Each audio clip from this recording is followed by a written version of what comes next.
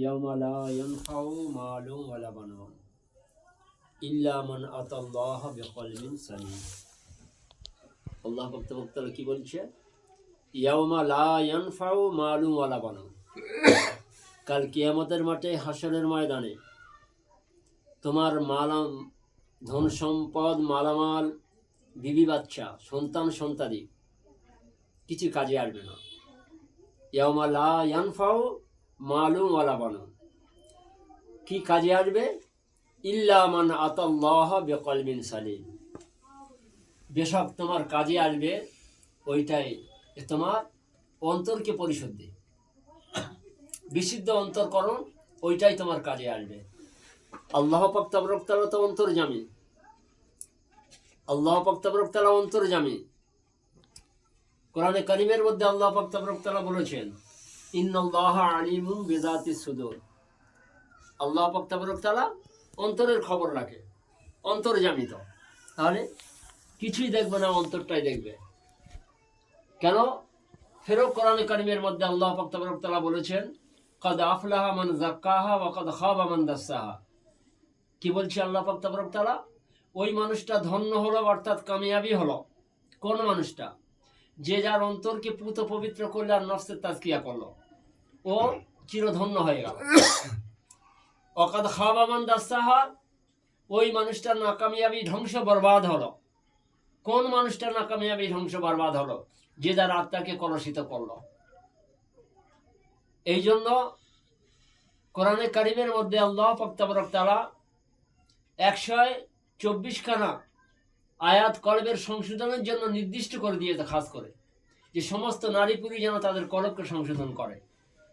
আল্লাহর নবী সাল্লাল্লাহু তাআলা আলাইহি ওয়াসাল্লাম 140খানা হাদিস, 76 হাদিস থেকে 140খানা হাদিস আল্লাহ নবী সাল্লাল্লাহু আলাইহি ওয়াসাল্লাম লিখে গেছেন এবং বলে গেছেন, এবং নবী করিয়ে দেখিয়ে গিয়েছেন যে কেমন ভাবে সেটা কিভাবে করবে। নবী সেটা প্র্যাকটিক্যালি করিয়ে দেখিয়ে গিয়েছেন সাহাবাদের। এই জন্য আল্লাহ নবী সাল্লাল্লাহু তাআলা আলাইহি ওয়াসাল্লাম হাদিস পাকের মধ্যে বলছে, ইন্নাল্লাহা লা ইয়ানজুরু ইলা আজসাদিকুম ওয়ালা ইলা সুওয়ারিকুম ওয়ালাকিন ইয়ানজুরু ইলা কুলুবিকুম ওয়া আশারা বিআসাবিহি ইলা সাদরিহি। আল্লাহ নবী সাল্লাল্লাহু আলাইহি ওয়াসাল্লাম বলছে, আল্লাহ পাক তাবারক তাআলা তোমাদের মানুষ দেহ দেখবে না, সুরত আকৃতি দেখবে না। ওয়ালাকিন ইয়ানজুরু ইলা কুলুবিকুম, বলকে দেখবে তোমাদের অন্তরটাই দেখবে। ওয়া আশারা বিআসাবিহি ইলা সাদরিহি। আল্লাহ নবী সাল্লাল্লাহু আলাইহি ওয়াসাল্লাম কি বলছে? আল্লাহ নবী সাল্লাল্লাহু আলাইহি ওয়াসাল্লাম সিনা মোবারকের দিকে ইশারা করে, ওয়া আশারা বিআসাবিহি ইলা সাদরিহি, সিনা মোবারকের দিকে আল্লাহ নবী সাল্লাল্লাহু আলাইহি ওয়াসাল্লাম ইশারা করে, হাতের আঙ্গুলগুলো একত্রিত করে সিনা মোবারকের দিকে ইশারা করে আল্লাহ নবী সাল্লাল্লাহু আলাইহি ওয়াসাল্লাম দেখিয়ে দিচ্ছে যে সে কলবটা হলো এই,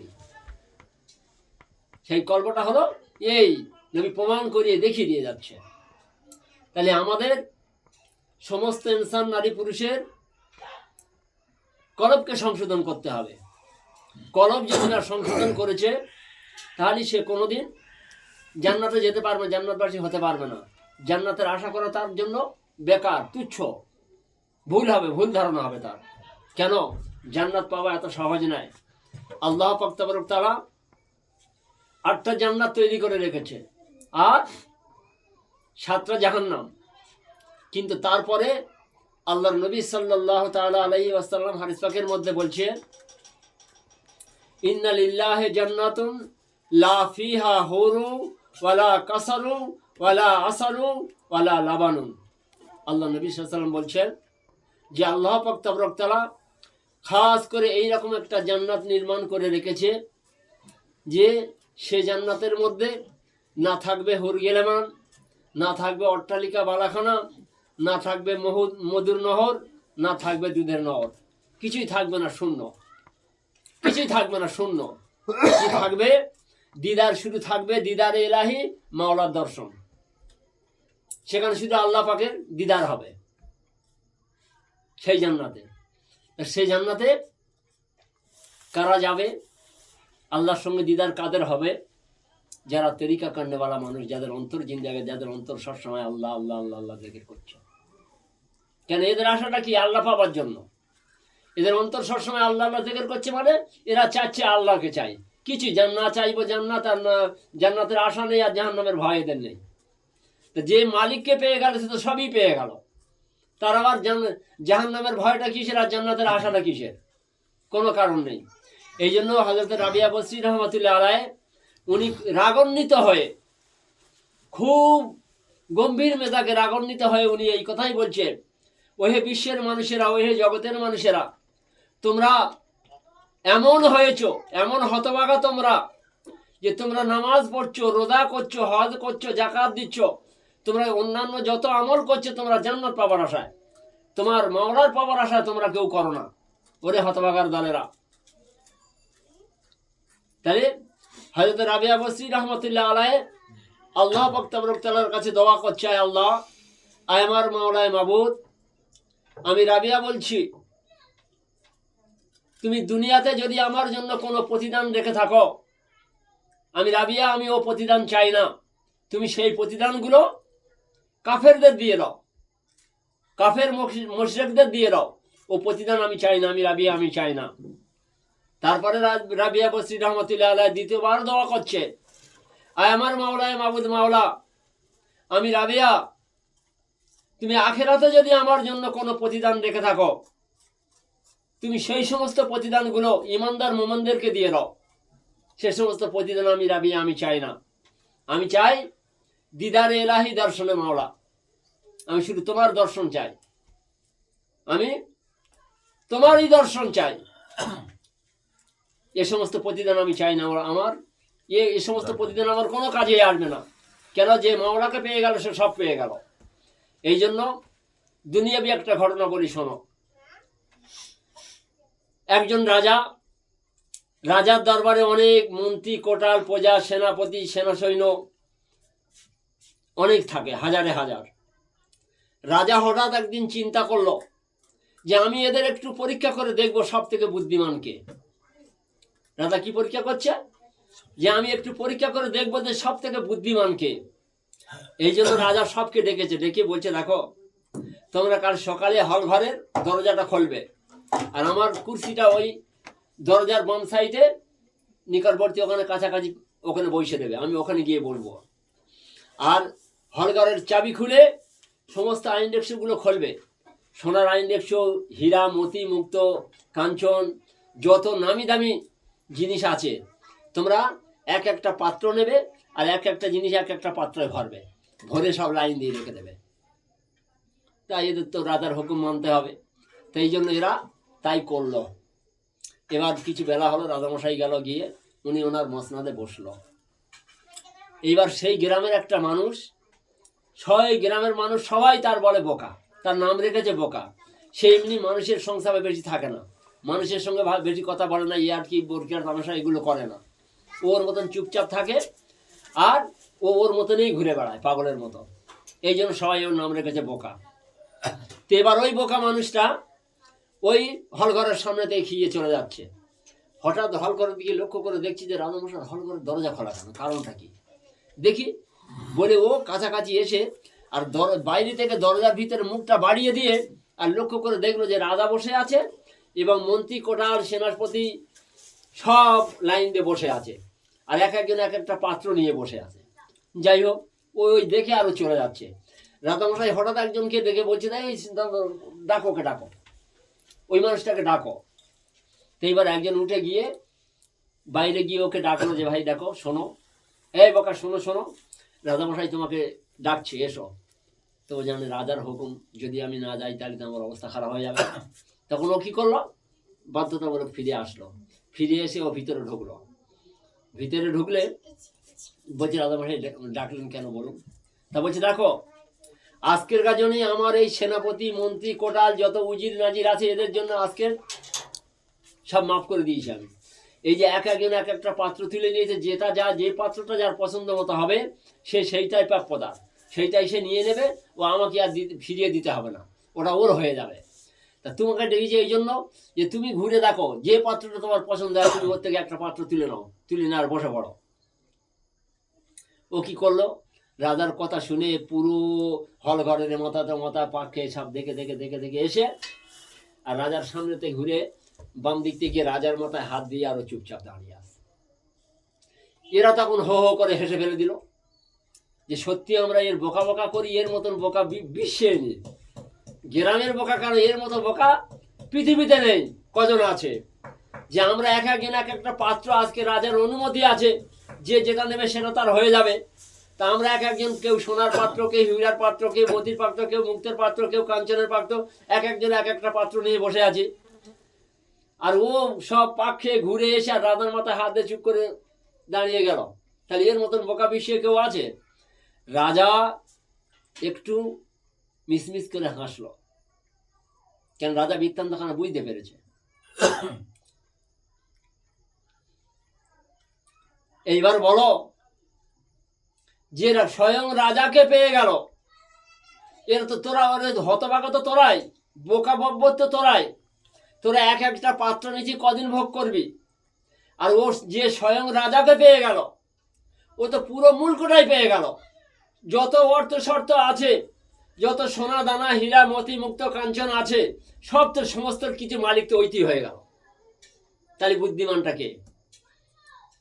তাই জন্য রাবিয়া বসরি রহমতুল্লাহ আলাইহি রাগান্বিত হয়ে বিশ্বের মানুষের কাছে এই কথাই বলছে, দেখো আয় বিশ্বের মানুষেরা, জগতের মানুষেরা, তোমরা এমন হতভাগা হলে যে তোমরা যত রকমের আমল করছো, নামাজ রোজা হজ জাকাত ফিতরা, যত রকমের নেক আমল করছো, তোমার মালিককে পাওয়ার আশায় কেউ করো না, তোমরা জান্নাতের আশায় করছো।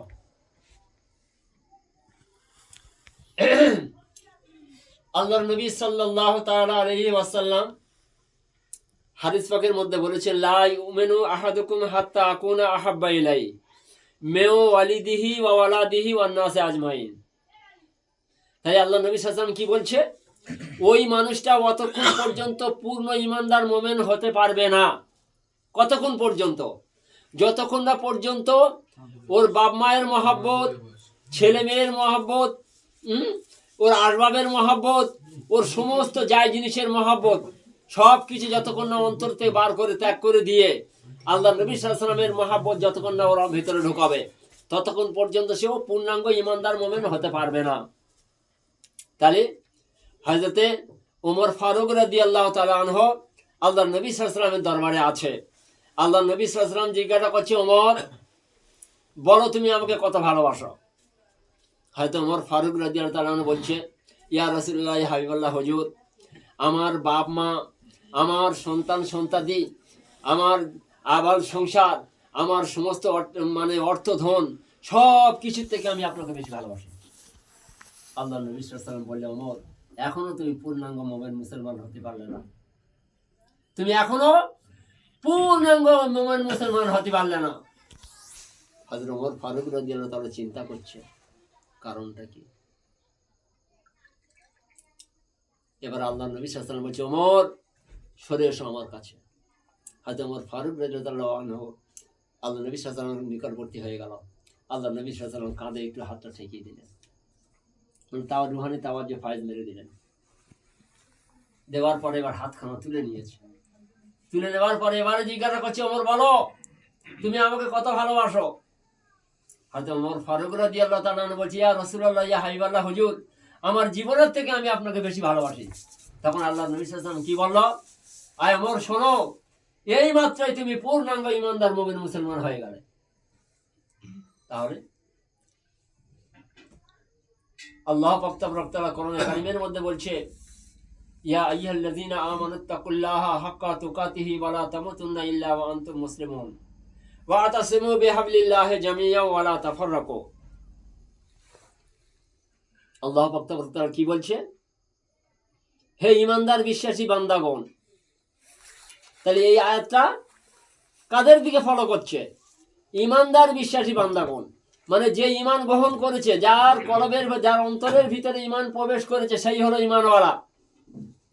আর তারই আল্লাহর জাতি দেখিন তার অন্তরে আছে, আর সেই মানুষটা আল্লাহকে ভয় করবে।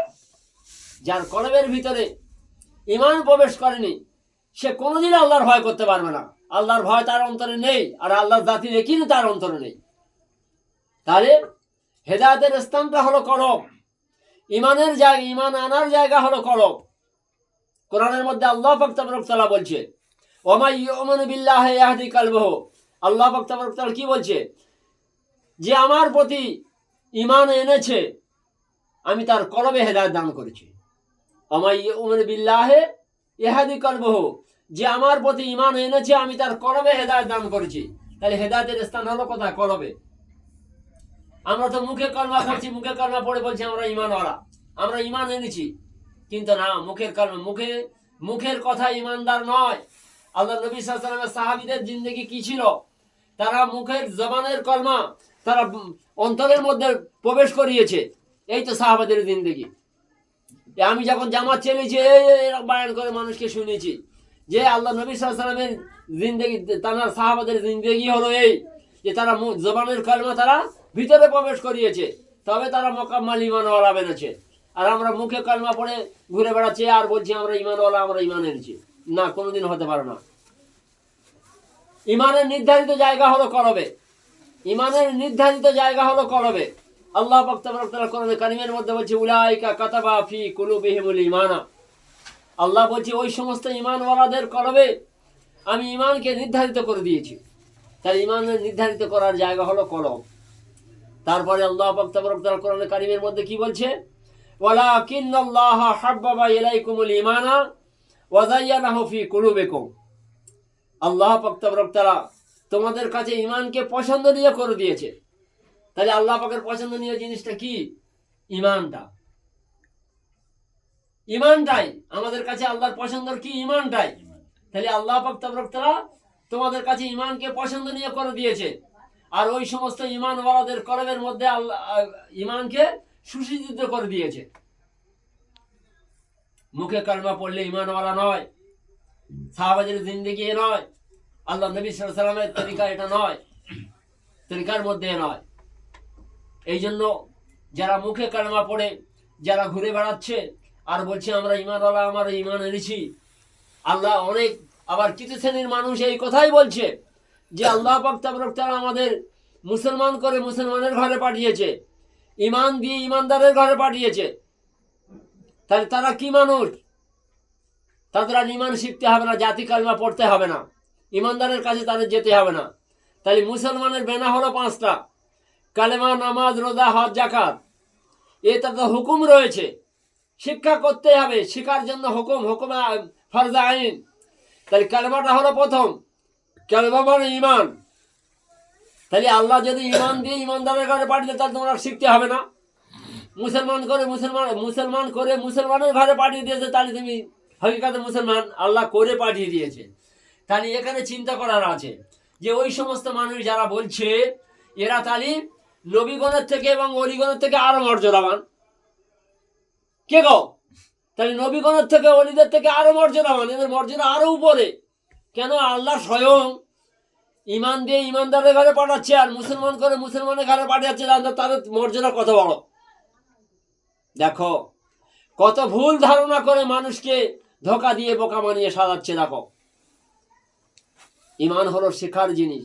কোরআন বলছে কি, নবীর হাদিস বলছে কি? তাহলে কোরআনের কথা এবং হাদিসের কথা আমরা অমান্য করে আমাদের মন গড়া কথা আমরা বলে যাচ্ছি। কোরআনে কারিমের মধ্যে আল্লাহ পাক তাবারক ওয়া তাআলা কি বলছে নবীকে? ইয়া আইয়ুহার রাসূল লা ইয়াহজুনুকাল্লাযীনা ইসারিউনা ফিল কুফরি। ইয়া আইয়ুহার রাসূল লা ইয়াহজুনুকাল্লাযীনা ইসারিউনা ফিল কুফরি মিনাল্লাযীনা ক্বালু আমান্না বিআফওয়াহিহিম ওয়া লাম তু'মিন কুলুবুহুম।